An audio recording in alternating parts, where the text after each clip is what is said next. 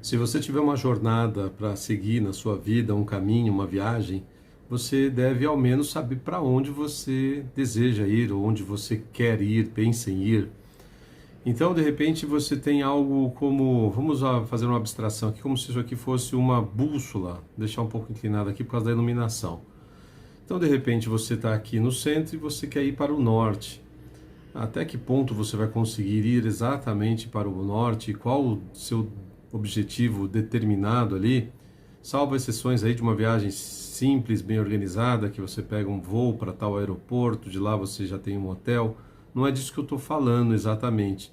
É de uma orientação, para onde você tem um objetivo de vida e para onde você está seguindo, e se você está conseguindo ao menos se aproximar daquele teu objetivo. Muitas vezes as pessoas têm um objetivo, querem ir para um lugar, mas não percebem que elas mesmas estão se auto-sabotando.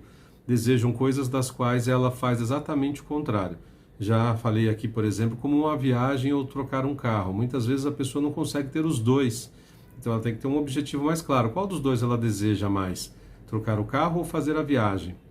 Se você quer trocar de carro e tudo que você faz é ficar gastando seu dinheiro com outras coisas, independente se é a viagem ou não, você acaba não trocando de carro.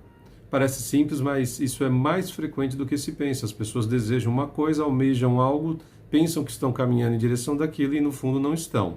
Com relação à política, não é muito diferente. Aquela eu troquei o gráfico, coloquei um outro aqui, e você imagina novamente que você está aqui no centro e você tem que traçar. Tem um vídeo falando meu mostrando sobre isso, quais são os valores, os pontos que você acredita serem importantes num partido ou num candidato.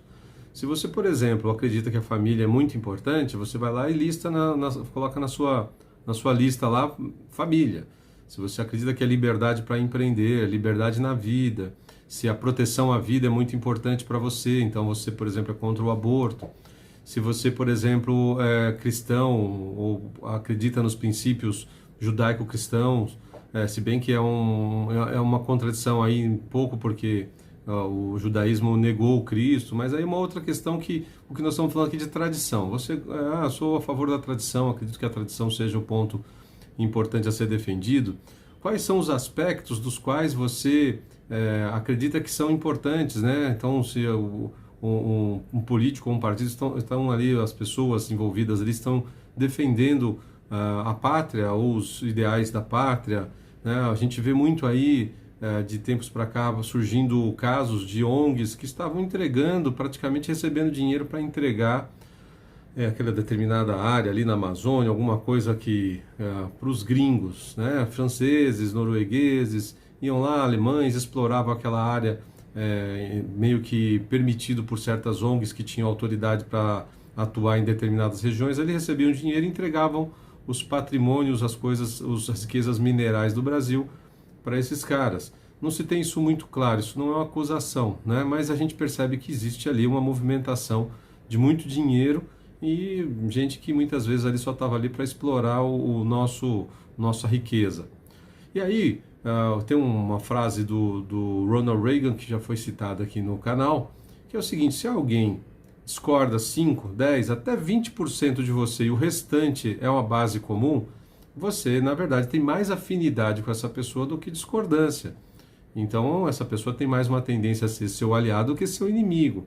Mas aí vai a mídia, fica te incentivando a odiar, a colocar os sentimentos à frente da razão, né? Vontades e sentimentos. E aí você pega e começa a detestar determinado candidato, detestar determinado partido, por causa de uma questãozinha ali que muitas vezes não representa nem 1% no todo. Então aqui novamente no gráfico você está aqui no centro e você tem uma área de atuação. Aqui o conservadorismo como referência aos cuidados aí com a tradição, com a família, com a propriedade, com princípios e valores religiosos como o cristianismo. E aí você vê que de repente o cara que está lá dizendo que defende essas coisas não consegue atuar 100% e no alvo ali, como se fosse o norte, ele não consegue acertar bem. Ele tem ali uma certa negociação. Tem uma frase aí que tem gente criticando, que é a política é a arte do possível, porque na verdade, qual que é o sentido dessa frase? De que o cara não vai conseguir fazer 100% do que ele acredita e que se ele bater o pé em tudo, 100% ali, como se fosse algo extremamente maniqueísta, ele não vai conseguir aprovar nada ou quase nada. Então passa sim a ser uma arte do possível. Se você não conseguiu fazer uma lei que fosse aprovada até pelo seu adversário político, mas que numa negociação ali dá para ficar uma transição, você mira aqui e de repente você consegue estabelecer um patamar um pouco abaixo, mas ainda muito melhor do que você imaginava há 5, 10 anos atrás. Então você nunca, numa negociação, você nunca vai com o que você exatamente quer, você tem que mirar mais em cima, né? Se fosse falar em preço, você chuta embaixo. Você vai comprar um produto, você quer pagar 100, o cara está ofertando por 150, você não vai oferecer 100, você vai oferecer 50, você vai oferecer 70, vai tentar chegar no meio termo. Na política não é muito diferente, os caras ficam ali negociando a aprovação de certos projetos que podem chegar de repente aqui, não vai atingir o alvo certinho, vai ficar transitando ali. Talvez você, na sua vida pública ou na sua vida particular, você atinja 80% dos seus objetivos, está para cá, 80% dos seus objetivos, e você vai tentando ali, numa negociação com você mesmo, com as coisas que a vida te permite, com a realidade que vai se apresentando para você fazer o que for possível. De maneira que ninguém vai conseguir ali 100% de algo. Por isso que eu tenho insistido com relação a algumas críticas que alguns conservadores vêm fazendo aos liberais, porque a economia é quase que um mundo à parte. Tá nesse mundo, pertence a esse, não é desassociado, obviamente que não é, mas tem seu campo de atuação, assim como na política, que muitas vezes o cara vai sentar na mesa com gente que pensa exatamente o contrário dele.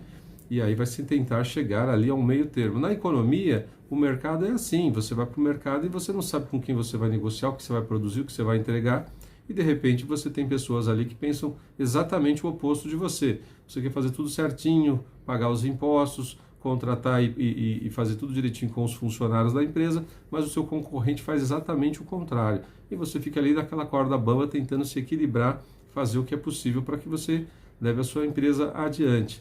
Na política, obviamente, até se bobear, muito pior. Você vai lá com toda uma proposta e muitas vezes você tem que fazer vistas grossas para alguma situação lá que você não concorda, porque aquilo é infinitamente menor em relação à importância daquilo que você quer aprovar. E aí você tem que negociar, você tem que tentar chegar no ponto que você acha mais próximo. Então, quando se fala em grandes mercados, a gente vê aí grandes empresas se fundindo em uma certa relação de promiscuidade com os governos, com os estados, tentando implementar monopólios. Então, é claro, o liberalismo nesse ponto ele vai deixar um pouco a desejar ali. Você não consegue determinar se aquelas empresas deveriam estar tão livres assim para negociar, para fazer as coisas da maneira como fazem. Alguma regulamentação ali é necessária, mas aí quando você fala essa palavrinha é como se eu estivesse abrindo uma porta para uma área muito perigosa, e aí a tendência é do governo, do estado começar a querer regulamentar demais, e aí chega um determinado ponto que as pessoas não vão ter mais liberdade para transacionar, para empreender. Isso no campo da média e pequena empresa é mais importante ainda, que você libere as pessoas para que elas possam contratar, trocar, vender, comprar. Acontece que tudo é muito delicado e nada é apenas um botãozinho que você aperta, liga, desliga e pronto.